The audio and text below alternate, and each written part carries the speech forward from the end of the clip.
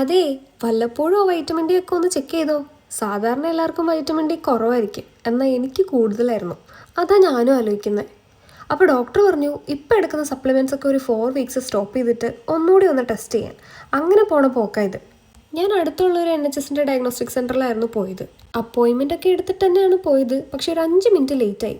അതുകൊണ്ട് അവരെന്നോട് പറഞ്ഞു ടോക്കൺ എടുത്തിട്ട് അവിടെ ഒരു ബ്ലൂ ചെയർ ഉണ്ട്, അവിടെ പോയി ഇരുന്നോളാം.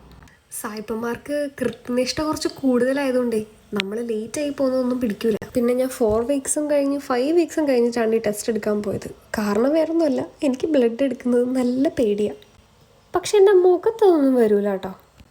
ഒരു 4-5 കൊല്ലം മുന്നേയൊക്കെ ആണെങ്കിൽ ബ്ലഡ് ടെസ്റ്റിൻ്റെ കാര്യം പറയുമ്പോഴത്തേക്ക് ഞാൻ എന്തെങ്കിലും ഒഴിവ് പറഞ്ഞു മാറുമായിരുന്നു. കാരണം സർജറി ചെയ്യാൻ പേടിയുണ്ടോയെന്ന് വെച്ചാൽ ഞാൻ ഇല്ലെന്ന് പറയും. പക്ഷേ ബ്ലഡ് എടുക്കുന്നത് എനിക്ക് ഭയങ്കര പേടിയാണ്, പ്രത്യേകിച്ച് സൂചി കണ്ടു കഴിഞ്ഞാൽ. പണ്ട് വീട്ടിൽ നിർബന്ധിച്ച് കൊണ്ടുകൊണ്ടിരുന്ന കാര്യത്തിന് ഇന്ന് നമ്മൾ ഒറ്റയ്ക്ക് പോകുമ്പോഴത്തേക്കും മനസ്സിലാവുന്ന ഒരു കാര്യമുണ്ട്. ലൈഫ് ഒരുപാട് മാറി, നമ്മളും ഒരുപാട് മാറി. പണ്ട് മനുഷ്യന്മാരെ ഹെൽത്ത് ഈസ് വെൽത്ത് എന്ന് പറയുന്നതിൻ്റെ കാരണം എന്താണെന്ന് എനിക്കിന്ന് മനസ്സിലായി. കുറച്ച് കഴിഞ്ഞപ്പോഴത്തേക്കും എൻ്റെ ടോക്കൺ നമ്പർ വിളിച്ചു. ഞാൻ ഉള്ളിലേക്ക് ചെന്നു. എന്നെപ്പോലെ തന്നെ ബ്ലഡ് എടുത്ത ആൾക്ക് നല്ല തിരക്കായിരുന്നുകൊണ്ട് പെട്ടെന്ന് പരിപാടി കഴിഞ്ഞു. അത് കഴിഞ്ഞ് ഇറങ്ങിയപ്പോൾ മൊത്തത്തിലൊരു ശോകം. സോ ഞാൻ ഓർത്തു ചുമ്മാ ഒന്ന് ഷോപ്പിങ്ങിന് പോകാമെന്ന്. അങ്ങനെ അടുത്തുള്ള TK Maxx പോയി. അവിടെ ചെന്നപ്പോൾ നല്ല ഓഫേഴ്സ് ഉണ്ട്.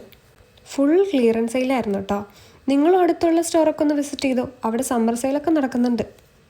പിന്നെന്താ, ഇഷ്ടപ്പെടുന്ന സാധനത്തിന് ഞാൻ നോക്കുമ്പോൾ സൈസ് ഉണ്ടായിരുന്നില്ല. അങ്ങനെ കുറേ നേരം അവിടെ കറങ്ങിയിട്ട് ലാസ്റ്റ് ഞാനൊരു സ്ലീപ്പ് ക്യാപ്പും ഒരു മസ്കാര എടുത്തു. എനിക്ക് ഏറ്റവും കൂടുതൽ സ്ട്രെസ് റിലീഫ് തരുന്നൊരു കാര്യമാണ് ഷോപ്പിംഗ്. അത് എത്ര പേർക്ക് റിലേറ്റ് ചെയ്യാൻ പറ്റും എന്ന് എനിക്കറിയില്ല.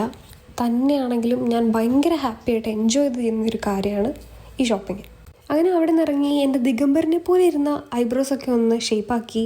പിന്നെന്താ, വീട്ടിലേക്ക് കുറച്ച് ഗ്രോസറി ഷോപ്പിംഗ് ചെയ്തു. അത് കഴിഞ്ഞ് നേരെ വീട്ടിലേക്ക് പിടിച്ചു. ഇതൊക്കെയാണ് എൻ്റെ ഒരു ഡേ ഇൻ മൈ ലൈഫിൽ സംഭവിക്കുക. അപ്പോൾ ഓക്കെ, ബൈ.